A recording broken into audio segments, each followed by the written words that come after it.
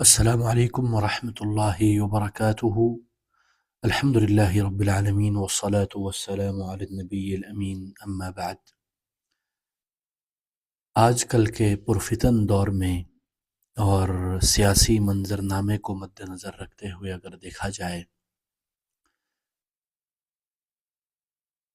ہر خاص و عام طالب علم، داعیہ، مبلغ اور عام بندہ سیاست کے گرم میدان میں گرم جوشی سے اور جذبے و جنون کے ساتھ اپنا حصہ بقدر جثہ وہ ڈالنے کی کوشش کر رہا ہے۔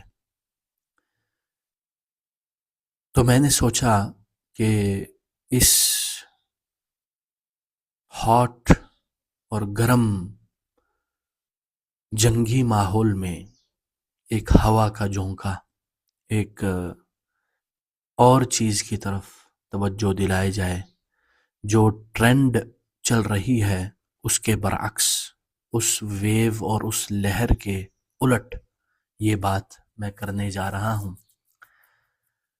وہ اس بارے میں کہ کیا ایک طالب علم یا ایک عام آدمی اس کو آج کل کے اس سیاسی، عقدی، اصولی، جنگی، خون ریزی والے معاملے میں بات کرنے کا کیا وہ اس چیز کا اہل ہے، اور کیا اس کو بات کرنی چاہیے، نہیں کرنی چاہیے۔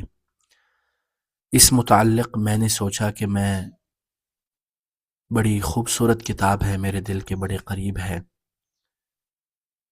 مؤلف بھی اور مؤلف بھی، یعنی جو کتاب ہے اور کتاب لکھنے والا دونوں میرے دل کے بڑے قریب ہے اور میرا بڑا گہرا تعلق ہے۔ یہ کتاب الماجرایات تقریباً الحمدللہ بفضل اللہ میں 3 سے زائد مرتبہ پڑھ چکا ہوں، اور جب بھی میں نے پڑھا اس سے میں مستفید ہوا اور اپنے آپ کو، اپنے جو توجہ، اپنا قبلہ درست کرنے کا موقع ملا۔ یہ کتاب اسی متعلق ہے کہ جو آج کل کے جو نیوز اور اخبار اور جو ماجرایات، ماجرا یجری جرین، یعنی جو چیزیں چل رہی ہیں اس کے متعلق، اور اس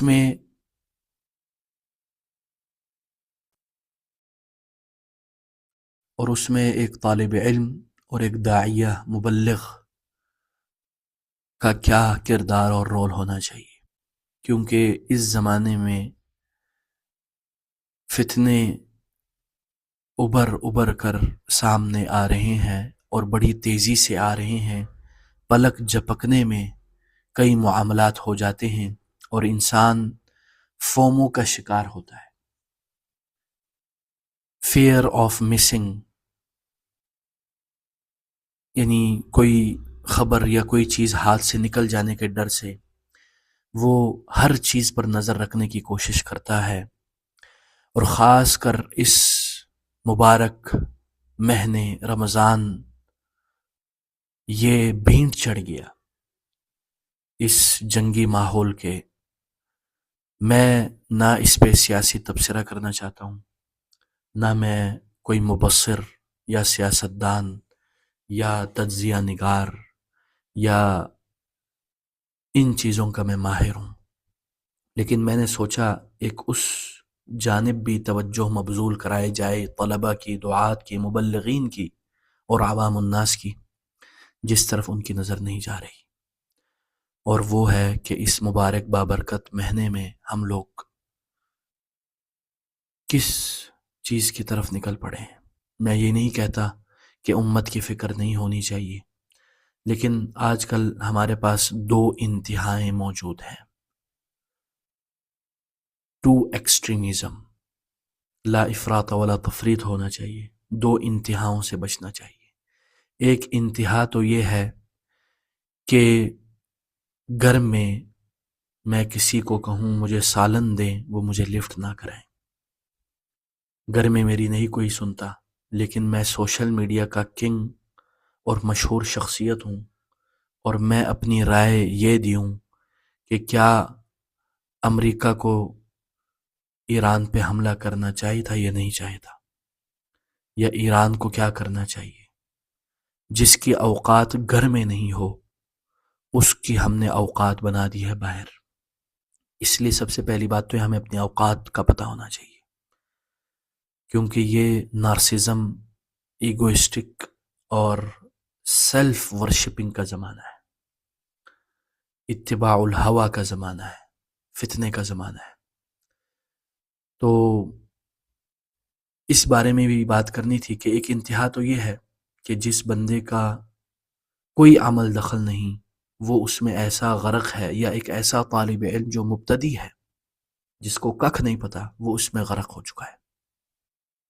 دوسری انتہا یہ ہے کہ جو اہل لوگ ہیں، ایک تو ہے نا نااہل لوگ اس میں شریک ہو رہے ہیں، اور ایک ہے جو اہل اور اہلیت رکھتے ہیں، کریڈینشیلز اور کریڈیبلٹیز رکھتے ہیں، اور وہ انفلوئنشل پرسنالٹیز ہیں. انہوں نے اپنے اس انفلوئنس اور اپنے امپیکٹ اور ٹرینڈ میکر ہیں اس کا اس طرح استعمال نہیں کیا امت کی گائیڈنس اور ان کی ہدایت کرنے میں، ان کو سیدھا راہ دکھانے میں اور کلمت الحق کہنے میں. دوسری طرف ایک اور ہے جس کو ہم کہتے ہیں منہج العلو، کہ ہم نے سب کے ساتھ چلنا ہے اور رینڈ کارپوریشن والا اسلام لانا ہے، سافٹ امیج اسلام کا بنانا ہے، اور اسلام میں جو الولا والبرا کا کانسیپٹ جو ہے، اور اسی طرح کئی چیزوں کو مسخ کرنا ہے، اور ہمیں کیوٹ اسلام اور برگر اسلام چاہیے. وہ مردانگی والا اسلام ہمیں نہیں چاہیے، اللہ معاف کرے. اس طرح کے یعنی مختلف انتہائیں موجود ہیں، اور یہ صرف عوام الناس کی میں بات نہیں کر رہا، یہ دعات، مبلغین، طلبۃ العلم، یا انصاف المعلمین، یا وہ لوگ جو ٹیسٹر آف نالج اور جن کے پاس وہم العلم ہے، علم کا وہم ہے، نیم مولوی ہیں، ہاں یہ اس طرح کے یعنی مسائل موجود ہیں. تو بڑا پرفتن دور ہے، اور ایسا لگتا ہے کہ جیسے رسول اللہ صلی اللہ علیہ وسلم کی جو حدیث ہے کہ بندے کے لیے سب سے بہترین یعنی مال اور غنیمت یہ ہوگا کہ وہ پہاڑوں میں جا کے اپنے بیر بکریوں کو سنبھالے اور جدھر بارش ہو ادھر جائے اور اللہ اللہ کرے، یعنی عزلت اختیار کرے. یعنی یہ سوشل میڈیا کے زمانے میں اور socialization, networking, P R, public relationship, views, subscribe, follows, comments کے زمانے میں بالکل آئسولیشن، ڈیٹاکس اور ڈوپامین فاسٹنگ کرتے ہوئے بندے کو الگ رہ کر اپنے ذہن کو کلیئر کرنا، اپنے ایمان کو بچانا، یہ اولین درجہ رکھتا ہے. او انفسکم. تو اس متعلق یعنی تھوڑی موڑی میں نے آپ لوگوں کو ابتدائی کچھ کہہ لیں مسالہ لگا دیا ہے. باقی یعنی اس میں بہت ساری یعنی ماشاءاللہ کتاب بڑی خوبصورت ہے. ہر وہ بندہ جو عربی جانتا ہے، میں تو کہتا ہوں اس کے لیے واجب ہے وہ یہ کتاب پڑھے، ٹھیک ہے نا. یہ کتاب اس کے اوپر لازم ہے. ابھی دیکھیں شیخ نے ایک تصویر باندھی ہے شروع میں، وہ کہتے ہیں کہ اس بندے نے اپنی ریڈنگز، اس نے ایک لسٹ بنائی ہوئی ہے، مثلا میں نے یہ پڑھنا ہے اور میں بیٹھ کے پڑھنے کے لیے بیٹھتا ہوں تو اتنے میں میرے ذہن میں آتا ہے کہ یار ذرا میں دیکھ لوں موبائل میں کہ کیا آیا ہے لیٹسٹ، میرے نیوز کیا آئی ہے، میرے فیڈ میں کیا آتی ہے، لوگوں نے کیا مقالات لکھے ہیں، ایران اور اسرائیل، امریکہ، عرب کنٹریز کے کیا مسائل ہیں، بس میں ایک بار دیکھ لوں. وہ جا کے دیکھتا ہے، بات ہوتی ہے کچھ منٹوں کی، لیکن ہوتا کیا ہے، وہ آہستہ آہستہ اسکرولنگ کرتا ہے، آہستہ آہستہ یعنی مختلف لوگ مختلف باروں میں بات کرتے ہیں، اور اس کا دل چاہتا ہے مزید جاننے کا، مزید.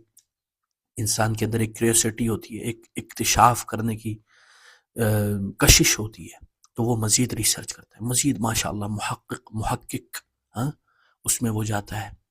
اور comments are on fire, likes are on fire, trends are on fire. اتنے میں وہ بھی کامنٹ کرنا شروع کرتا ہے. پھر آہستہ آہستہ وہ آگ لگاتا ہے، لڑائیاں دیکھتا ہے، مزے لیتا ہے. پھر وہ کیا کرتا ہے، پھر وہ بولتا ہے، اسکرین شاٹ لیتا ہے، اپنے واٹس ایپ گروپوں میں بھیجتا ہے، ان کے کامنٹس دیکھتا ہے، ان کے ردود دیکھتا ہے.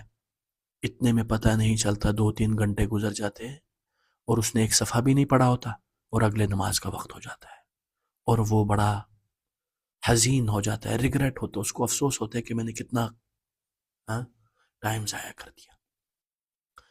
یہ واللہ ہر طالب علم کا المیہ ہے، میرا خود ہی المیہ ہے، میں کسی اور کی کیا بات کروں۔ تو یہ دعا طلبۃ العلم کے یہی شکوہ موجود ہے۔ بلکہ ایک بار یعنی شیخ نے یہ بھی ذکر کیا، اور یہ موجود ہے ویڈیو کلپ یوٹیوب پر، وائس ہمارے بڑے عالم دین ہیں فضیلت الشیخ الدکتور محمد ابن محمد المختار الشنقیطی، کبار علماء میں سے، مدینہ کے مشائخ میں سے ہیں، بڑے علماء میں سے ہیں، وہ اللہ والے ہیں، ذکر، اذکار، دعا اور قرآن اور عبادت اور دروس، اور ان کا کوئی وہ نہیں ہے۔ وہ بولتے ہیں ایک بار ان کو یعنی رات کو ایک بندے نے، انہوں نے غلطی سے ٹویٹر لگا دیا اور دیکھا، تو بولتے ہیں پتہ ہی نہیں چلا کہ عشاء کے بعد میں بیٹھا، پتہ ہی نہیں چلا اور فجر کے ٹائم ہو گیا اور میں نے اپنی ورد اور اپنا قیام اللیل نہیں پڑھا، اور اس پر انہوں نے بڑا افسوس کیا۔ اور یعنی ابراہیم السکران بولتے میں بقیت مندہشن، میں حیران پریشان ہو گیا کہ ایک بڑا اللہ والا عالم دین اس کی حالت ہے، تو ہم کس کھیت کے مولی ہیں، ہماری حالت کیا ہے؟ تو اس لیے ہمیں چاہیے کہ ہم ان چیزوں پر غور و فکر کریں۔ تو اس میں بھی ہم دو انتہاؤں سے انشاءاللہ بچیں گے، اور اس کے بارے میں مزید بات کریں گے آگے۔ یعنی شیخ نے اس کے اوپر بڑی اچھی بات کی ہے، اور شیخ کہتے ہیں کہ میں نے یہ بھی دیکھا جو منفی پہلو، نیگیٹو پہلو ان لوگوں کے اوپر، ان طلبۃ العلم پر جو ہیرے ہیں، سپیوں میں چھپے ہوئے موتی ہیں، ایسے ذہین طلبہ کو ضائع ہوتے ہوئے دیکھا، جو کسی زمانے میں مطالعہ، حفظ، متن کے حفظ کرنا اور دعوت و تبلیغ، تربیت اور آواز و تبلیغ اور دروس میں شامل ہونا، اتنا ان کے اندر ذوق شوق ہوتا تھا کہ انسان حیران ہو جاتا تھا، لیکن پھر اچانک ان کو یہ سوشل میڈیا کا نشہ ہو جاتا۔ اور خاص کر شیخ نے ادھر ایک لفظ استعمال کیا ہے، اور وہ ہے، شیخ نے یعنی یہ لفظ استعمال کیا ہے، بڑا خوبصورت لفظ، کہ کیا ہوا ان کے اندر، یعنی ان کے اندر جو اہتمام جو ہے، اہتمام یعنی مثلا طلب علم کا الانہماک السیاسی، یعنی بالکل منہمک ہو جانا سیاست میں، غرق ہو جانا، ٹھیک ہے نا، وہ یہ کہتے ہیں۔ تو وہ بولتے ہیں کہ دیکھیں اس طرح وہ آہستہ آہستہ سیاسی مبصر اور یومیہ مسائل کا تو جانتا ہے، لیکن علمی استطاعت اور علمی پختگی روز بروز کم ہوتی گئی، تو علم کی دنیا میں وہ عامی بن گیا۔ لیکن انہوں نے بولا یہ ایک سائیڈ ہے، the second side of story about this، دوسری جہت اس قصے کی دوسری زاویہ نگاہ یہ تھی کہ اس طالب علم جس کے علم میں کمی تو آ گئی، لیکن سیاست میں اور فقہ الواقع اس میں بہت بڑھ گئی، تو وہ اپنی باتوں کو ثابت کرنے کے لیے تو بڑا وہ تھا۔ لیکن شیخ فرماتے تو میں سوچتا تھا کہ کیا یہ صحیح ہے غلط ہے، یعنی وہ کمپیریزن کر رہے ہیں، مقارنہ کر رہے ہیں، مقابلہ کر رہے ہیں کہ ایک سائڈ پہ تو وہ بندہ یعنی اتنا غرق ہو گیا، لیکن وہ بولتے تھے کہ اس کی وجہ سے ان کا جو علمی مقام وہ گرنے لگا، اور جو سیاسی تبصرے اور سیاسی گہرائی ہے وہ بھی آہستہ آہستہ کم ہوتی گئی، حتیٰ کہ وہ سطحیانہ چیزوں میں پڑھتا چلا گیا۔ ٹھیک ہے جی۔ اسی طرح شیخ فرماتے ہیں کہ کئی طلبۃ العلم اسی طرح پڑھ کے وہ یعنی علمی عملی اصلاحی تجارب سے دور ہونے کی وجہ سے ان میں کمی بیشیاں آتی۔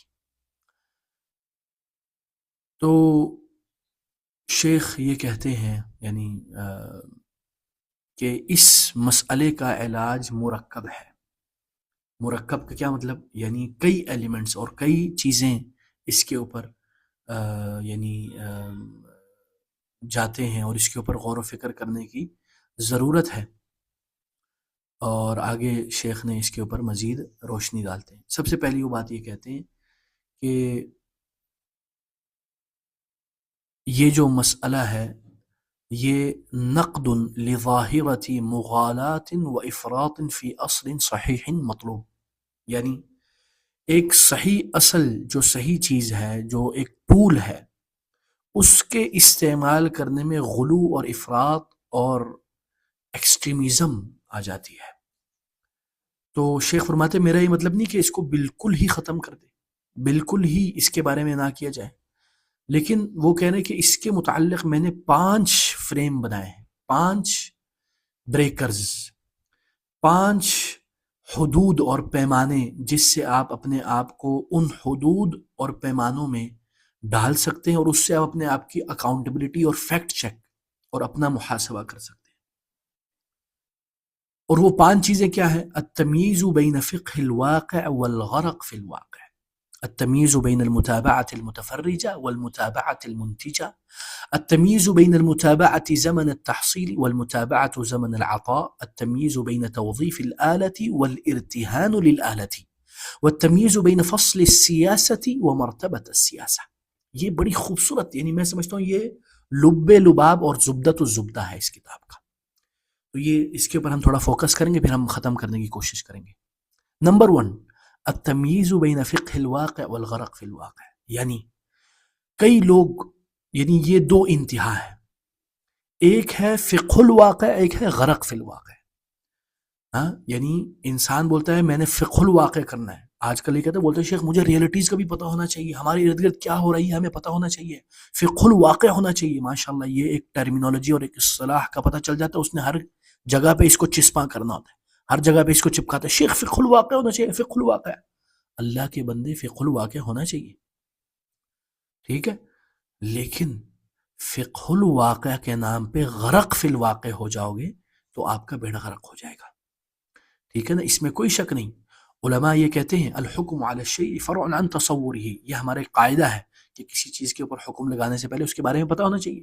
اگر آپ نے واقع پر، زمینی حقائق پر فیصلہ یا حکم ڈالنا ہے تو اس کے بارے میں آپ کو پتہ ہونا چاہیے. یہ ایک فقیہ اور ایک عالم کا وہ ہے، ٹھیک ہے. مثلا امام ابن قیم نے بھی، یعنی اعلام الموقعین میں، فہم الواقع والفقہ فیہ فهم حكم الله، فالعالم من يتوصل بمعرفة الواقع والتفقه فيه إلى معرفة حكم الله، یہ ابن قیم کا قول ہے، ٹھیک ہے نا. تو آپ کے اندر فقہ الواقع تو ہونا چاہیے، نو ڈاؤٹ، ٹھیک ہے نا، اس میں کوئی شک نہیں. لیکن فقہ الواقع کا ہرگز یہ مطلب نہیں کہ وہ واقع میں غرق ہو جائے اور ہر پل پل کی خبر پر نظر رکھے اور اپنا ٹائم ضائع کرے اور لانگ ٹرم اسٹریٹجیز، طویل المدہ جو اسٹریٹجک تھنکنگ ہے، جو طویل المدہ جو ایک پلاننگ ہے، اس کے اوپر غور کرنے کے بجائے وہ واقع میں غرق ہو جائے اور ماضی سے منقطع ہو جائے اور مستقبل کی نہ سوچے.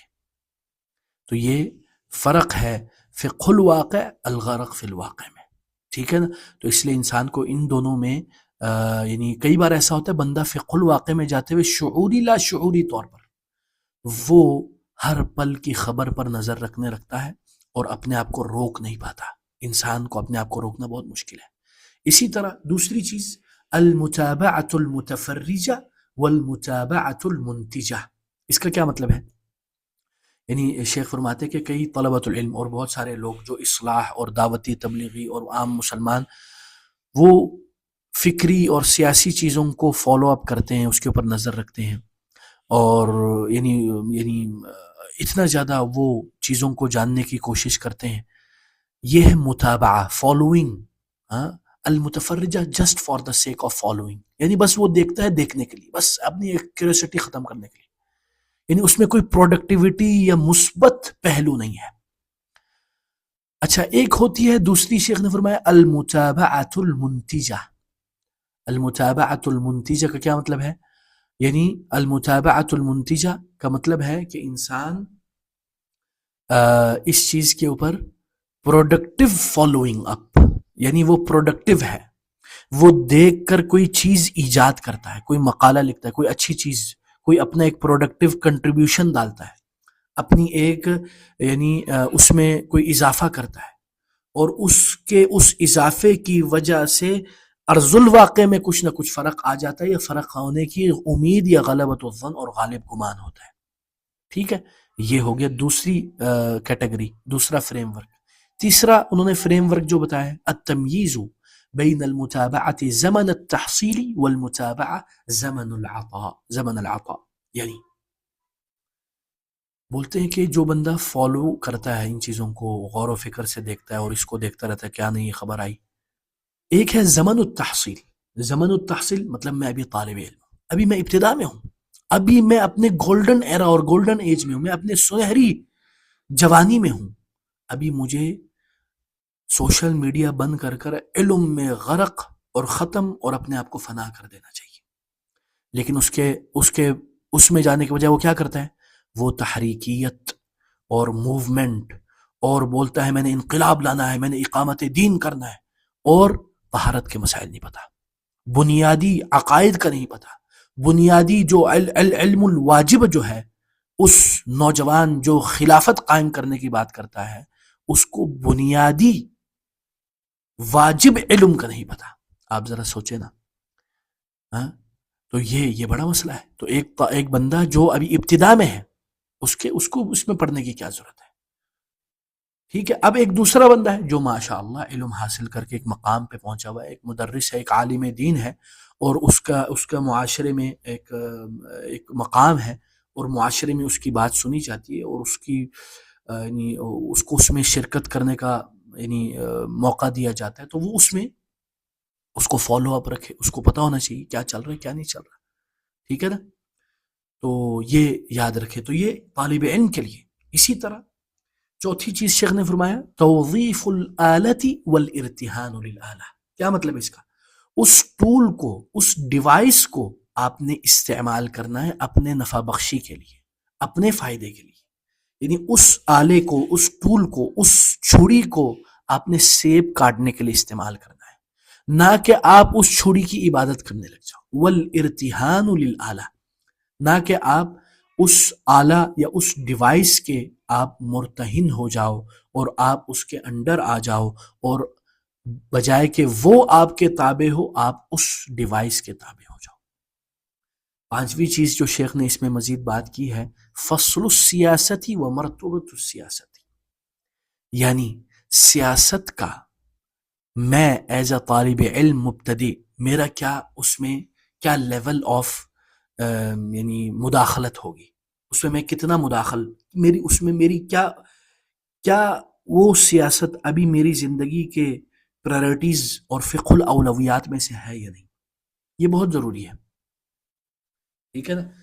تو شیخ فرماتے ہیں جو واقع میں غور و فکر کرتا ہے یلاحظ ان هناك طریقین مفترقین رئیسیین. دو طریقے ہیں. ایک ہے فصل السیاست عن الدین، ایک انتہا یہ ہے کہ سیاست کو دین سے بالکل جدا کر دینا، سیاست شرعیہ کو. اور ایک انتہا یہ ہے کہ پولیٹیکل ایکسپلینیشن آف ریلیجن، یعنی التفسیر السیاسی للاسلام، یعنی اسلام کو پولیٹیسائز کر دینا. یعنی یہ کہنا کہ دین کا مقصد اول و آخر ہی ہے کہ ہم نے حاکم بننا ہے، ہم نے خلیفہ بننا ہے، ہم نے حکومت کرنی ہے، ہمیں کرسی چاہیے. حاکمیت کے بغیر دین نہیں. دین کا کیا فائدہ اگر آپ کی حکومت نہیں، آپ کے عبادات کا کوئی فائدہ نہیں، نماز روزہ زکوٰۃ حج کا کوئی فائدہ نہیں. نماز روزہ زکوٰۃ حج کا اصل بنیادی مقصد حاکم بننا ہے، خلیفہ بننا ہے، اقامت دین ہے. یہ بڑا مسئلہ ہے.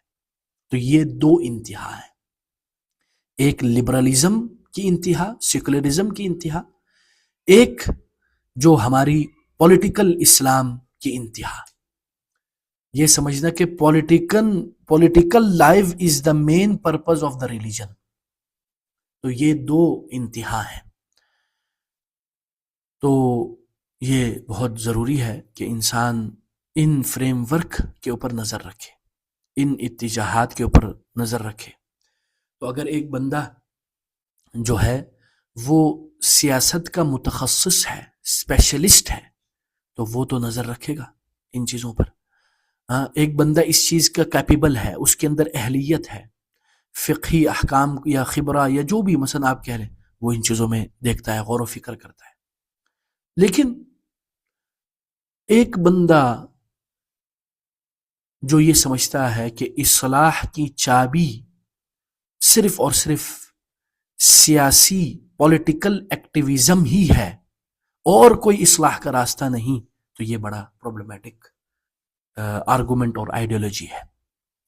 تو ہم نے ان چیزوں کا خیال رکھنا ہے. تو یہ 5 چیزیں شیخ نے بتائی ہیں، اور اس کے اوپر پھر شیخ یعنی بڑی تفصیلی گفتگو کرتے ہیں، لیکن میں اس میں زیادہ کیا بات کروں.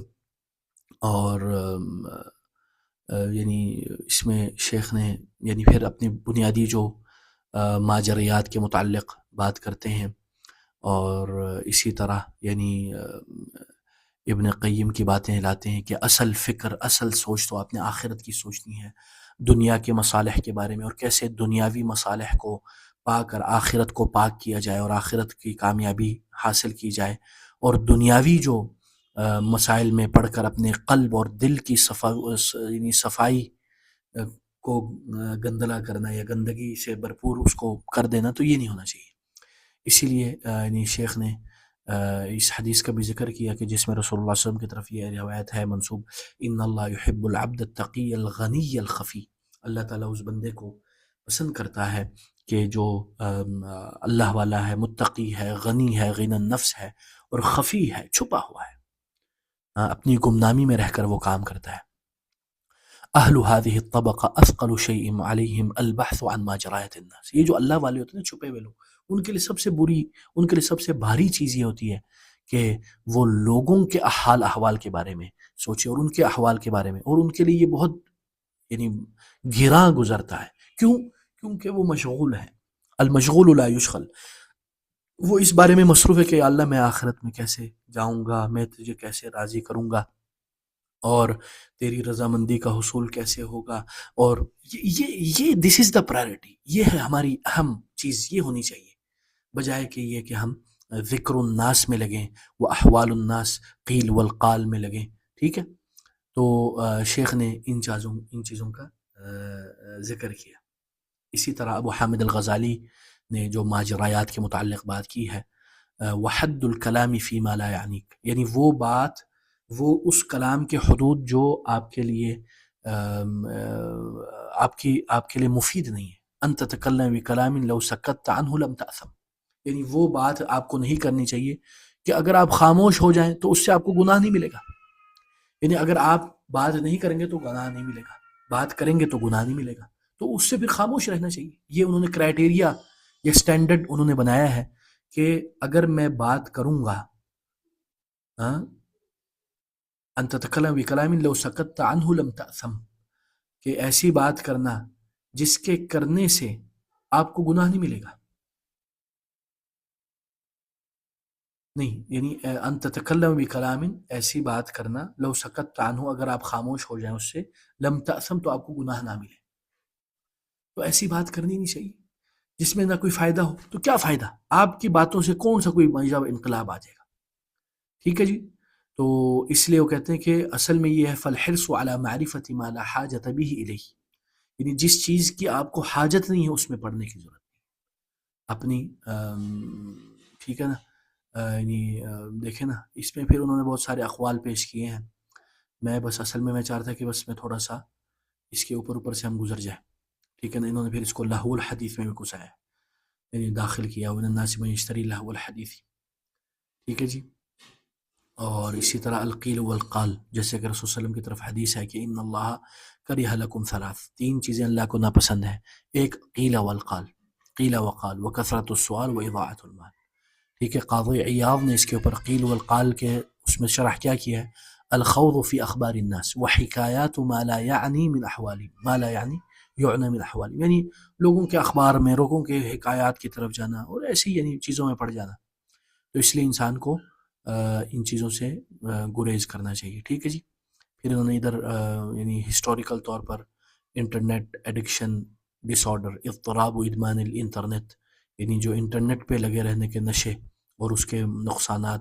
پھر اس میں ڈوپامین فاسٹنگ اور اسی طرح کوگنیٹو بیہیویئرل ماڈل اور neuro physiological model, compensation theory یا کمپنسیشن تھیوری، ہاں، ایڈکشن ڈس آرڈر یعنی ادمان، نشہ، ٹھیک ہے نا. تو یہ ساری انہوں نے اس میں باتیں کی ہے. ماشاءاللہ پڑھے لکھے آدمی ہیں ماشاءاللہ، یو کے سے انہوں نے ماسٹر کی ہے. تو ابراہیم السقلان کوئی للو پنجو بندے نہیں ہیں، ٹھیک ہے جی. تو سائیکولوجیکل اسکیپ میکینزم، یعنی بندہ سوشل میڈیا پہ اس لیے بھی رہ سکتا ہے کہ وہ اس کا اسکیپ میکینزم، بھاگنے کا، یعنی دنیا کی ذمہ داریوں سے بھاگنے کا ایک ذریعہ ہے. ٹھیک ہے جی. اچھا جی، آگے ہم چلتے ہیں. اس پہ انہوں نے اور یعنی مطلب میں نے مختصراً آپ کو باتیں بتا دی ہیں، اور اس پہ پھر انہوں نے آگے جا کے جو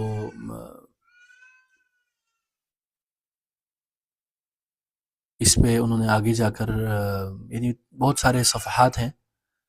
اب ہم انہوں نے پھر اس میں یعنی کئی وہ لائے ہیں، کئی نماذج، سیمپلز، یعنی وہ مثقفین یا وہ دانشوران یا وہ علماء جنہوں نے آئسولیشن الگ رہ کر کام کیا اور بڑے بڑے کام کیے، انقلابی کام کیے، اگر ان صحت تعبیر، اگر تعبیر درست ہو تو ان کے متعلق بھی انہوں نے اس میں پھر شیخ بشیر الابراہیمی بڑی خوبصورت ان کے بارے میں تعارف پیش کیا ہے.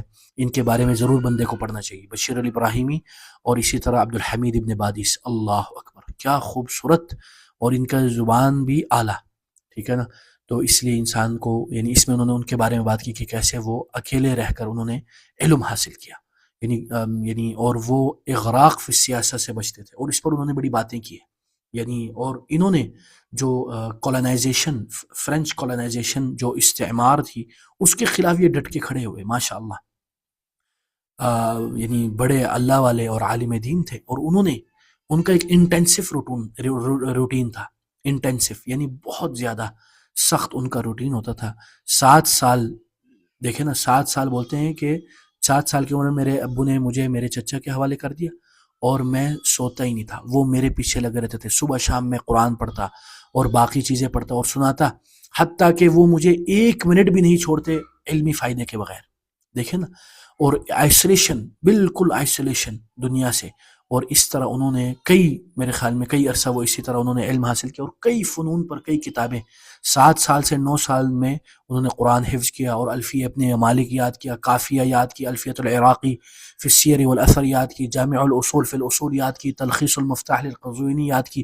اسی طرح کئی چیزیں انہوں نے، شعراء کے اشعار یاد کیے، یعنی 20 چیزیں انہوں نے یاد کی.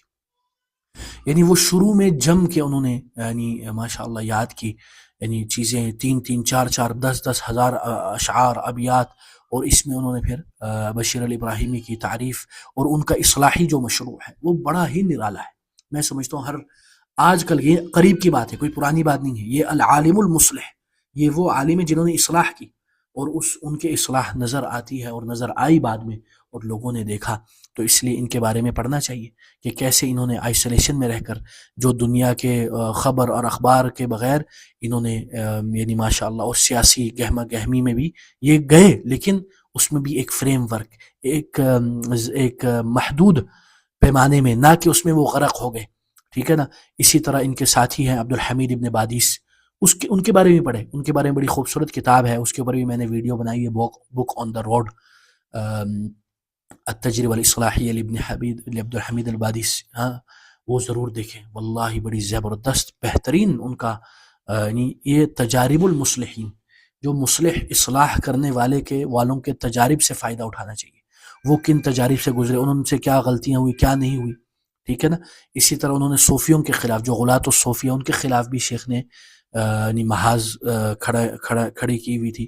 اسی طرح مختلف اشخاص کی شیخ نے باتیں کی ہیں، بڑی خوبصورت یعنی اس میں باتیں ہیں.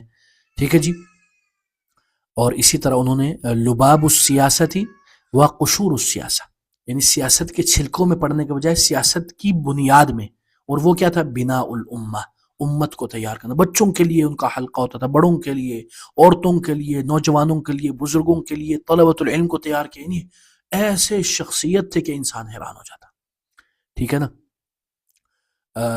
اسی لیے دیکھیں نا، اب شیخ نے ایک اور کیا کہا، لصوص العقول.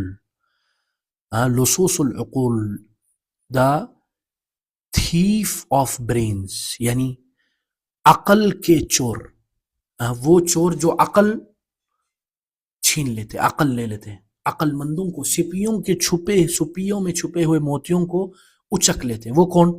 تو شیخ کیا فرماتے، دیکھو، العلم العلم ایھا الشباب، اے نوجوانوں، علم لا يلهيكم عنه سمسار احزاب ينفخ في میزاب ولا داعیة انتخاب في المجامع صخاب. کیا جملہ ہے، سونے کے پانی میں لکھی جانے والی یہ جملے، اس کا میں ترجمہ نہیں کر سکتا، ترجمہ کرنے سے میں قاصر ہوں کیونکہ میں مترجم نہیں ہوں، اور ترجمے کی یعنی ترجمہ ایک فن اور ایک مہارت ہے، ضروری نہیں کہ اگر مجھے عربی اردو آتی ہے تو اس کا مطلب میں ترجمہ کر سکتا ہوں، جتنا مجھے سمجھ میں میں مفہوم بیان کر رہا ہوں۔ وہ کہہ رہے کہ اے نوجوانوں، علم میں کھپ جاؤ، علم میں مر جاؤ، یہ جو پارٹی بازیوں کے جو سمسار ہیں، جو اب وہ سمسار کا مجھے ایک ذہن میں ترجمہ ہے، بڑا گندا ہے، مطلب وہ کہہ رہے ہیں کہ وہ جو پارٹی بازیوں کی طرف بلانے والے جو پھونکتے ہیں میزاب میں، ان کے پیچھے نہ جاؤ، ولا داعیۃ انتخاب، نہ اس داعیے کے پیچھے، نہ اس مبلغ کے پیچھے جو انتخابات کے پیچھے اور ووٹس کے پیچھے مساجدوں میں چلا کے لوگوں کو ووٹ دینے پر تلقین کرتا ہے، ٹھیک ہے جی۔ تو اسی لیے شیخ نے بھی فرمایا کہ ان طریق العلم محفوف بالعوائق، یعنی بشیر الابراہیمی کے بڑے خوبصورت اقوال ہیں، بولتے ہیں ان لصوص العقول افتق من لصوص الاموال، یہ جو عقل کو چوری کر کے لے جاتے ہیں یہ مال کو چوری کرنے والوں سے بھی زیادہ بدتر اور خطرناک ہے، ٹھیک ہے نا۔ تو وہ کہتے ہیں کہ وہ لوگ جو آپ لوگوں کو اللہ کے ذکر، نماز سے اور علم سے دور کرتے ہیں اپنی زبان اور چرب زبانی کی وجہ سے، اور علم اور دروس العلم اور کتابوں سے دور کرتے ہیں، اور ان جرائد، ان اخبار کی طرف لے جاتے ہیں جو پارٹی بازی، جھوٹ اور نقص اور گالم گلوچ سے بری ہوئی، اس میں نہیں جانا۔ تو شیخ نے دیکھے نا، شغلوہم بالسفاسف الحزبیہ حتی اصبح، یعنی بڑی، یعنی بولتے کہ لوگوں کو، طلبۃ العلم کو انہوں نے پارٹی بازیانہ روش کے پیچھے لگا کر پارٹی بازی حزب کو مضبوط کرنے میں لگا دیا، حتیٰ کہ ان کو کافی شاپ اور جو مقاہی اور گپ شپ والی جگہ وہ زیادہ پسند ہے بنسبت ان مساجد کے جس میں اللہ کا ذکر، یا ان مدارس کے جدھر اللہ کا کلام پڑھا جاتا ہے، اس کے اوپر غور و فکر کیا جاتا ہے، ٹھیک ہے نا جی۔ تو اس طرح کی انہوں نے بڑی باتیں کی اور کہا ہے نخشى ان تضيعوا على امه هذا الجيل وتفسدوا مواهبه، تو اس کے اوپر بھی شیخ نے بڑی خوبصورت بات کی ہے، اور جو متخصص ہیں ان کو کہا ہے کہ تم لوگ دیکھو، یعنی یہ نہیں کہ بالکل انہوں نے اس کو سائڈ پہ کر دیا، اتركوا المناقشات الحزبیہ والخلافات السیاسیہ لأہلها، یعنی جو پارٹی بازیانہ مناقشے ہیں، سیاسی اختلافات ہیں، اس کو جو ان چیزوں کے مختصین ہیں ان کو چھوڑ دو، جو اس چیز کے اہل ہیں، جو اس چیز کے اس میدان میں، ان کے اوپر چھوڑ دو، آپ کیوں پڑھتے ہو اے طالب علم؟ ہاں، تو یہ ہے، ٹھیک ہے جی۔ یہ ہو گئی ایک پہلا نموذج۔ دوسرا نموذج مالک ابن نبی کا ہے، اس میں بھی بڑی اچھی انہوں نے باتیں کی ہیں، یہ فرانسیسی اور ان کے یعنی کئی باتیں ہیں، ٹائم کی کمی ہے ورنہ تو ماشاءاللہ اس پہ بات ہو سکتی ہے۔ ابو الحسن ندوی کے متعلق ہم اس کتاب کے تحت ہم بات کر رہے ہیں۔ تو ابو الحسن ندوی بھی بڑے، آپ کو پتہ ہے، بڑے بندے تھے اور بڑے مثقف، بڑے یعنی آپ کہہ سکتے ہیں عالم دین، اپنے زمانے کے ایک متحرک شخصیت، جن کا یعنی ماشاءاللہ اردو، عربی، انگلش اور فارسی زبان میں بھی ان کی مہارت تھی۔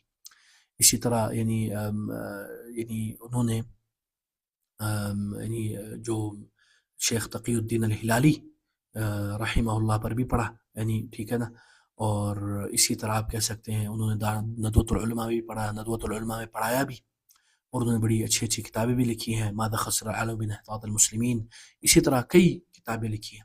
لیکن ادھر جو میں جس چیز کی طرف شیخ نے یعنی اشارہ بھی کیا وہ ہے التفسیر السیاسی للاسلام، اس پر ابو الحسن ندوی کی بڑی خوبصورت کتاب ہے، وہ بھی دیکھنی چاہیے، کہ پولیٹیکل ایکسپلینیشن آف اسلام، ٹھیک ہے نا، جس میں لوگوں نے سیاست کو ہی اصل بنا دی۔ یہ ضرور طالب علم کو پڑھنا چاہیے واللہ العظیم، کیونکہ آج کل بڑے بڑے خوبصورت نعرے اور بڑے بڑے یعنی آپ کو پتہ ہے لوگ اس کے پیچھے پڑے ہوئے چیزوں کے، سیاسی گہما گہمی میں ہر کوئی ماشاءاللہ سیاسی مبصر اور حکمت والا بن جاتا ہے، ٹھیک ہے جی۔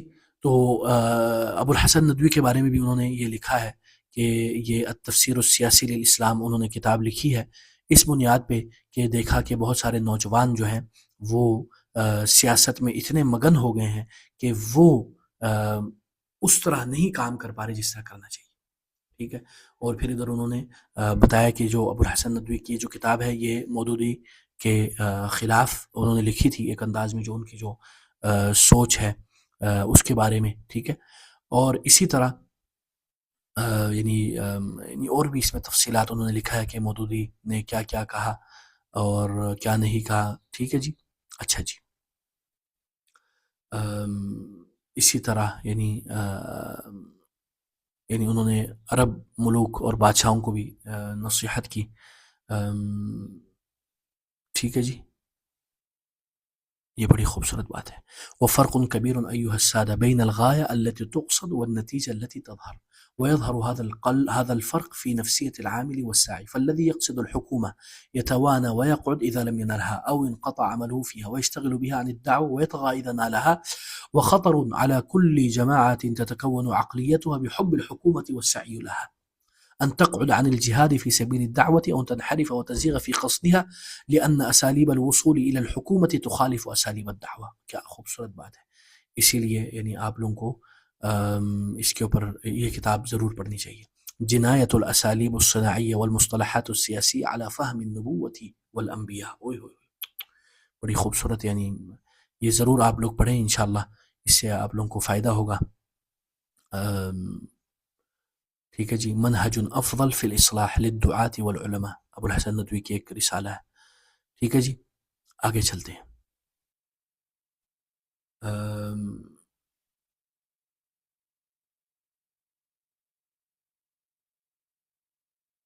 اچھا جی. اور یہ کتاب بولتے ہیں کہ انہوں نے مودودی صاحب کو بھی بھیجی تھی اور مودودی صاحب نے بھی جواب لکھا کہ اننی لا اعتبر نفسی فوق مستوى النقد. میں اپنے آپ کو نقد کے اوپر نہیں سمجھتا. اور یہ تقریباً 162 صفحات پہ. اور اس پر شیخ ترکمانی نے بھی ماشاءاللہ یعنی یہ کتاب لکھی ہے. وہ میں آپ لوگوں کو دکھا دیتا ہوں یا دکھانا مشکل ہے شاید. دیکھتے ہیں ایک سیکنڈ میں آپ کو دکھا دیتا ہوں. یہ ہے. ہاں یہ نہیں, یہ تو وحید الدین خان کی ہے. ایک اور ابھی میں نے نکالی تھی. ایک سیکنڈ میں آپ لوگوں کو ابھی دکھاتا ہوں. یہ جی التفسیر السیاسی للدین تألیف العلامہ وحید الدین خان. التفسیر السیاسی للاسلام ابوالحسن ندوی. یہ اصل میں شیخ عبدالحق بن ملا الترکمانی بڑا بہترین انہوں نے کام کیا. اور ان کا اس کے اوپر بڑا کام ہے. ان کا ویب سائٹ ضرور دیکھیں اور اس کے اوپر ان کا بڑا کام ہے, بڑا بہترین ماشاءاللہ. ان کی اس کے اوپر تحقیق اور تخصص آپ کہہ سکتے ہیں, یا آپ کہہ سکتے ہیں اس کے اوپر ان کی باریک نظر ہے. ٹھیک ہے جی.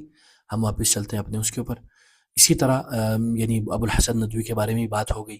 اور یعنی انہوں نے یعنی ثم ختم الندوی رسالته بکلام متنوازن عن اہمیت القوت لاقامت الدین. یعنی طاقت اور پاور کی اہمیت دین کو قائم کرنے میں اس کا کیا مقام ہے نصوص کی بنیاد پر. اور انہوں نے یہ بھی کہا ہے, اس چیز کی طرف بھی اشارہ کیا کہ جو قوت, یہ جو پاور, یہ جو طاقت ہے, یہ صرف ایک وسیلہ ہے. یہ مقصود لذاتی ہی نہیں ہے, یہ وسیلہ ہے للمقصود الاعظم. ٹھیک ہے جی. المہم اس میں بہت ساری باتیں ہیں, ٹائم کی کمی ہے اور میں چاہتا کہ جلدی سے ہو جائے. تو جو کرنا چاہے تو اس کو ضرور پڑھیں. میں بس آپ لوگوں کو کچھ نہ کچھ ٹیسٹرز دے رہا ہوں. اسی طرح نموذج عبدالوہاب المسیری, یہ الگ لیول کا بندہ ہے. یعنی 8 جلد اس نے موسوعۃ الیہود و الصہیونیہ پر لکھی ہے. اسی طرح موسوعۃ اشکالیت التحیز 7 جلدوں میں.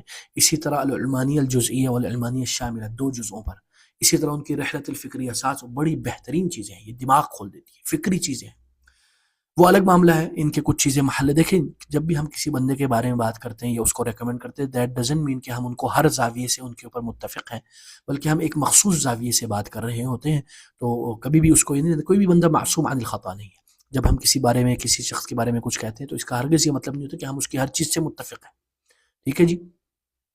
تو یہ یاد رکھیں. حتیٰ کہ دیکھیں نا, یہ آپ کو بتا رہے ہیں آئسولیشن کے بارے میں. بولتے ہیں کہ یہ عراق میں تھے, کویت میں تھے, جب عراق نے حملہ کیا تو ان کے سارے جو اوراق وغیرہ وہ چھوڑ کر وہ واپس آئے. پھر جب ان کو پتہ چلا کہ میری کتابیں تو ادھر ہی رہ گئی تو وہ واپس گئے اور بولتے ہیں میں ادھر ہی, حالانکہ بم آ رہے ہیں, میں ادھر ہی بیٹھ کے کویت میں میں یعنی بولتے ہیں لکھتا رہا، اور لوگ مجھے کہتے رہے کہ تم پاگل ہو گئے ہو، اس کے باوجود، اور انہوں نے جامعہ ملک سعود میں بھی پڑھا ہے، ٹھیک ہے نا. اور اسی طرح یعنی زائنسٹ صہیونی نے ان کو بھی یعنی یعنی وہ بھیجا ہے، یعنی تھریٹ لیٹر، یعنی ان کو ڈرایا دھمکایا کہ تم یہ جو موسوعہ جو لکھ رہے ہو یہ رکوا دو. اور یہ موسوعہ پھر پوری دنیا میں پھیلا، اور یہ بڑی بہترین، یعنی اگر آپ نے صہیونیت اور یہودیت پر پڑھنا ہے تو عبد الوہاب المسیحی کو پڑھیں. وہ کھنگال کے رکھ دیا اس بندے نے ان کی کتابوں کو پڑھ پڑھ کے، یعنی اتنا زیادہ اس نے اس بارے میں لکھا ہے کہ انسان حیران ہو جاتا ہے. یعنی وہ ان چیز کے اسپیشلسٹ ہے، اور سونے کی پانی سے لکھی جانے والی. ہاں یہ ہے کہ وہ مارکسیت سے متاثر ہوئے تھے اپنی زندگی کے کسی ایک مرحلے میں، اس میں اس کی تفصیلات اس کتاب میں موجود ہے، آپ لوگ دیکھ لیجئے گا. ٹھیک ہے جی. فرانک فروٹین آئیڈیالوجی سے بھی وہ متاثر تھے، ہوئے تھے تھوڑا سا، پھر وہ آگے تھے. المہم آگے چلتے ہیں. ان کو بھی پڑھنا چاہیے، ان کو دیکھنا چاہیے. اس کتاب میں بول رہا ہوں ماجریات کو پڑھیں تاکہ آپ کو تھوڑا آئیڈیا ہو جائے. اسی طرح پھر ایک اور جو شخص ہے، پھر ہم اسی پر اکتفا کر کے ختم کرتے ہیں. ٹھیک ہے جی. وہ ہے فرید الانصاری. فرید الانصاری جو ہے، اللہ اکبر، التضخم السیاسی، ان کی 6 کتابیں سیاست کے اوپر بڑی بہترین ہے، جو میں سمجھتا ہوں ہر طالب علم کو پڑھنا چاہیے. یعنی یہ عالم دین بھی ہے، قرآن، رجل القرآنی الفرید آپ کہہ سکتے ہیں. یعنی یہ قرآنی بندہ تھا ماشاء اللہ. یہ ان کے مختلف مراحل، اصول الفقہ کے بڑے ماہر ماشاء اللہ رحمہ اللہ. شیخ محمد عبد الوہاب کی بڑی تعریف کرتے ہیں، اور توحید، کتاب التوحید، فتح المجید پڑھ کے بڑے متاثر ہوئے، اور ان کی بڑی بہترین کتابیں. یعنی شروع میں یہ اصول الفقہ اور شاطبی کے بڑے مختصین میں سے، ٹھیک ہے جی. ان کے اوپر پورا ان کا دکتورا اور ماجسٹر کا رسالہ ہے. اچھا جی. ان کی جو ہے نا، ان کے بارے میں ان کی 6 کتابیں میں آپ لوگوں کو ضرور ریکمنڈ کروں گا، خاص کر دعوتی اصلاحی طور پر، اور تزکیے کے اوپر بھی انہوں نے لکھا ہے. ضرور نہیں کہ ان کی ہر بات سے متفق ہو، لیکن میں آپ کو یہ بتا رہا ہوں کہ ان کی نماز کے اوپر بھی بڑی خوبصورت کتاب ہے، قنادیل الصلاح، میں نے پڑھی ہے. اللہ اکبر، خشوع و خضوع کے لیے مزہ ہی آ جاتا ہے. ٹھیک ہے. لفاظیت اور جملے کا چناؤ، اور ان کی یہ جو کتابیں دیکھیں، بلاغ الرسالہ القرآنیہ، میثاق العہد بین مسالک فی مسالک التعرف الی اللہ، بڑی خوبصورت کتابیں ان کی. ٹھیک ہے جی. کچھ چیزیں محل نظر ہے، میں یہ نہیں کہتا کہ بالکل ہی وہ ہیں. المہم لیکن میں یہ کہہ رہا ہوں کہ ان کی کتابیں بڑی وہ ہیں، اعلیٰ ہیں. ٹھیک ہے جی. اچھا جی. اسی طرح انہوں نے ناولز بھی لکھے، یعنی عربی اسلامک ناولز کہنے، لیکن وہ گڑبڑ ہے اس میں. اچھا، انہوں نے یہ بھی دعوتی تحریکیت اور آپ کہہ سکتے ہیں حرکیت میں، موومنٹ میں یہ داخل ہوئے تھے، اور آپ کہہ سکتے ہیں یہ جو اسلامک موومنٹ میں داخل ہوئے، اور انہوں نے بڑا کام کیا، اور یہ ایک تجربے سے گزرے. ٹھیک ہے جی. ایک تجربے سے گزرے، اور اسی تجربے کے مطابق انہوں نے مختلف کتابیں لکھی، اور وہ کتابیں پڑھنے والی ہیں، خاص کر دعوتی، تبلیغی، اصلاحی اور سیاسی. یعنی کیسے بندہ غرق ہوئے بغیر اس میں پڑھے. تو ان کی جو میں کتاب آپ لوگوں کو ریکمنڈ کرنے والا ہوں، وہ میں ادھر لانا چاہ رہا ہوں لیکن وہ ادھر نہیں آ رہی، تو میں آپ لوگوں کو بتا دیتا ہوں. میں نے پچھلے دن اپنے ایک بھائی ہیں بڑے حبیب، ان کو میں نے ریکمنڈ کی تھی، اور میں آج کل ان کو پڑھ رہا ہوں، اور میں نے کئی ان کے تقریباً 4-5 کتابیں پڑھ لی ہیں، سیاسی اور دعوتی اصلاحی والی. ورنہ دوسری تو میں نے یعنی ابھی جو ہے نا، دوسری آپ کہہ سکتے ہیں، یعنی دوسری جو ہے، ایک سیکنڈ، دوسری میں نے ان کی جو ہے کتابیں بھی پڑھی ہیں، لیکن میں کہہ رہا ہوں کہ جو ان کی کتابیں پڑھنے والی ہیں، ان میں سے میں آپ کو کچھ کتابیں بتانا چاہ رہا تھا، لیکن وقت کی کمی ہے، اور میں جلدی میں بھی ہوں، تو اس لیے ان کی کتابیں پڑھنی چاہیے. اور جو میں کتاب بتانا چاہ رہا تھا، ایک سیکنڈ، یہ ادھر آئے گی ابھی. دیکھیں انہوں نے فتح المجید کی بڑی تعریف کی ہے، ٹھیک ہے نا. دیکھیں بولتے ہیں فمثلا هذا كتاب فتح المجيد للشيخ عبد الرحمن ابن سعد ابن حسن ابن محمد ابن عبد الوهاب، وهو خلاصة للعقيدة السلفية. قد خضت به معارك ضد أهلي وعشيرتي زمنا وأنا أقرب إلى المراهقة يومئذ مني إلى الشباب. دیکھیں نا، بڑے ماشاءاللہ بڑی کتابیں انہوں نے لکھی ہیں.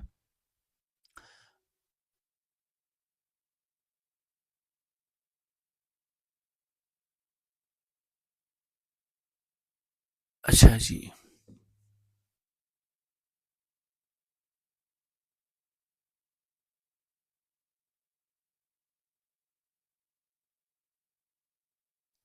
اب آتے ہیں ہم اس طرف. دیکھیں سب سے پہلی جو انہوں نے یعنی تضخم السیاسی، ٹھیک ہے، اس کے اوپر سب سے پہلی جو انہوں نے کتاب لکھی ہے وہ ہے الفجور السیاسی والحرکہ، اور اسی طرح البیان الدعوی وظاہرۃ التضخم السیاسی، الاخطاء الستہ للحرکہ الاسلامیہ بالمغرب، الفطریہ بعثۃ التجدید المقبلہ. یہ 5 کتابیں. اسی طرح التوحید والوساطہ فی التربیہ الدعویہ. یہ 5 کتابیں میں سمجھتا ہوں ہر طالب علم کے اوپر لازم ہے جو دعوت، اصلاح اور سیاست کے امور میں پڑھنا چاہتا ہے اور پڑھتا ہے، وہ یہ ضرور پڑھے. میں نے اس میں سے ابھی تک 1 2 3 پڑھ لی ہیں، یہ 3. اس کے علاوہ ان کی تزکیہ مزکیہ والی کتابیں تو پڑھی ہیں، لیکن یہ ابھی میں پڑھ رہا ہوں اور میرا یہ پلان ہے کہ میں یہ سارے انشاءاللہ 5 پڑھوں گا. بڑی مفید میں نے پائی، واللہ دماغ کھل گیا. تو میں سب کو یہ ریکمینڈ کروں گا تاکہ آج کل کا جو ماشاءاللہ سیاسی گہمہ گہمی ہے اور بڑی یعنی لڑائیاں چل رہی ہیں اور بڑے یعنی چیزیں خلط ملط ہو رہی ہیں اور فتنہ آ رہا ہے، تو اس وجہ سے میں چاہتا ہوں کہ آپ لوگ ان چیزوں کے اوپر غور و فکر کریں. اللہ تعالی ہمیں ہدایت دے، توفیق دے، ہمیں ہماری اصلاح کرے. اللہ عالم. ہم اللہ تعالیٰ جیسے وہ دعا ہے نا اللہ کے نبی کہ اللہم اہد قلبی وسدد لسانی واسلل سخیمۃ صدری، یہ ہر وقت یہ دعا کرتے رہنی چاہیے. اور اسی طرح یعنی علماء کے ساتھ جڑے رہنا چاہیے، اور خاص کر ان دنوں میں آپ قرآن پڑھیں، ذکر کریں، اللہ اللہ کریں، ایسے فضولیات میں نہ پڑھیں. اور اسی طرح یعنی آخر میں یہی کہوں گا فرید الانصاری رحمہ اللہ، اللہ تعالیٰ ان کی رحمت، ان کے اوپر رحمت کی بارش کر دے. اسی طرح باقی جو گزر گئے ہیں، اور اسی طرح ان کی ایک اور کتاب جو ابھی میرے ذہن میں آئی مجالس القرآن، بڑی بہترین خوبصورت کتابیں ہیں، تو وہ ضرور پڑھیں. اللہ تعالیٰ ہمیں ان باتوں پر غور و فکر، اور اللہ تعالیٰ ہمیں بچتے ہوئے بچاتے ہوئے اس دنیا سے مسلمان توفنی مسلما والحقنی بالصالحین والی دعا کرتے ہوئے اللہ تعالیٰ ہمیں آخر میں لا الہ الا اللہ کہتے ہوئے اس دنیا سے اٹھا لے، کیونکہ بڑا پرفتن زمانہ ہے، کچھ پتہ نہیں چلتا، بلکہ حق ایسا خلط ملط ہو گیا ہے کہ حق باطل لگنے لگتا ہے اور باطل حق لگنے لگتا ہے. جیسے کہ رسول اللہ صلی اللہ علیہ وسلم نے فرمایا کہ سیاتی علی الناس سنون خطباعت، یعنی دھوکے والے سال آئیں گے، یصدق فیہا الکاذب ویکذب فیہا الصادق، سچے کو جھوٹا اور جھوٹے کو سچا مانا جائے گا. اور اسی طرح یعنی علماء اگر آپ دیکھیں یصدق فیہا الکاذب ویکذب فیہا الصادق، ٹھیک ہے نا. اسی طرح اگر آپ دیکھیں یہ وہ یعنی زمانہ ہے جس میں علماء کی بہت کمی ہے، ٹھیک ہے نا، علماء کی بہت کمی ہے. اور اسی لیے جو حدیث میں ہے نا کہ یعنی میں نے ابھی جو حدیث پڑھی کہ یصدق فیہا الکاذب ویکذب فیہا الصادق ویؤتمن فیہا الخائن ویخون فیہا الامین ویخون فیہا الامین وینطق فیہ الرویبضہ. رویبضہ بات کریں گے، رویبضہ اس معاملے میں بات کریں گے، اس فتنے میں، اس دھوکے والے سالوں میں. قیل ومن رویبضہ، رویبضہ کون ہے؟ الرجل التافہ یتکلم فی امر العامہ. رویبضہ وہ بندہ ہے، وہ معمولی، وہ کم عقل، وہ عام بندہ جو عوام الناس کے بڑے بڑے مسائل پر بحث و مباحثہ کرے گا، ٹھیک ہے نا. تو اس لیے انسان کو چاہیے کہ وہ اپنا یعنی معاملہ درست کرے اور ان چیزوں سے بچے. اللہ تعالی ہمیں عافیت میں رکھے. اور جیسے کہ رسول اللہ صلی اللہ علیہ وسلم نے فرمایا کہ ان اللہ لا یعنی یقبض العلم بقبض العلم انما یقبض العلم بقبض العلماء، یعنی اللہ تعالیٰ اس علم کو یعنی جو ہے وہ یعنی لا يقبضه من صدور الرجال، ہاں، یعنی ان اللہ، جیسے وہ جو حدیث میں اب میرے وہ ذہن سے نکل گئی کہ ان اللہ لا يقبض العلم انتزاعا ينتزعه من الناس، اللہ تعالیٰ علم کو لوگوں سے چھینتے ہوئے نہیں اٹھائے گا، بلکہ ولكن يقبض العلم بقبض العلماء، بلکہ وہ علماء کو اٹھا کر علم کو اٹھا لے گا. یعنی علماء کو اٹھانے کے ذریعے علم اٹھائے گا، کیونکہ علماء کے سینوں میں علم ہے. حتی اذا لم يترك عالما اتخذ الناس رؤوسا جهالا فسئلوا فافتوا بغیر علم فضلوا واضلوا. یہاں تک کہ لوگ کہ جب عالم نہیں بچے گا تو لوگ دین کے معاملات میں جاہلوں کو اپنا سربراہ بنا لیں گے اور ان سے دین کے بارے میں سوال کریں گے، یہاں تک کہ وہ علم کے بغیر فتویٰ دیں گے، اور اس طرح وہ خود بھی گمراہ ہوں گے اور دوسروں کو بھی گمراہ کریں گے. تو اللہ تعالی ہمیں یعنی عافیت میں رکھے اور اللہ تعالی ہمیں بچائے. اور اللہ تعالیٰ دلوں سے علم کو چھین سکتا ہے اور وہ اس کو مٹائے اور دلوں سے محو بھی، لیکن وہ ایسا نہیں کرے گا کہ یعنی لیکن وہ ایسا نہیں کرے گا، بلکہ وہ کیا کرے گا، وہ ثقہ عالم کو اٹھا لے گا. اس کی وجہ سے دن بدن آپ دیکھیں علم کم ہوتے جا رہا ہے، ٹھیک ہے. اور بڑا افسوس کا مقام ہے آج کل، اگر آپ دیکھیں ارد گرد واللہ علماء نہیں ملتے، افسوس کا مقام ہے. اور ہم جیسے جاہل بڑے شیخ بن کے باتیں کرتے ہیں، ٹھیک ہے نا. تو اللہ تعالیٰ ہمیں عافیت میں رکھے. فما كان من صواب فمن اللہ وما كان من حق فمن نفس وما كان من صواب فمن اللہ وما كان من خطأ فما كان من صواب فمن اللہ وحدہ. اگر کوئی حق بات کہی تو وہ اللہ تعالیٰ کی طرف سے ہے. وما كان من خطأ فمن نفس والشیطان. اور اگر کوئی غلط بات کہی تو وہ میرے نفس اور شیطان کی طرف سے ہے. اللہ تعالیٰ ہمیں معاف کرے. سبحانک اللہم وبحمدک اشہد ان لا الہ الا انت استغفرک واتوب الیک. والسلام علیکم ورحمۃ اللہ وبرکاتہ. وصلی اللہ وسلم علی نبینا محمد. والسلام علیکم ورحمۃ اللہ وبرکاتہ.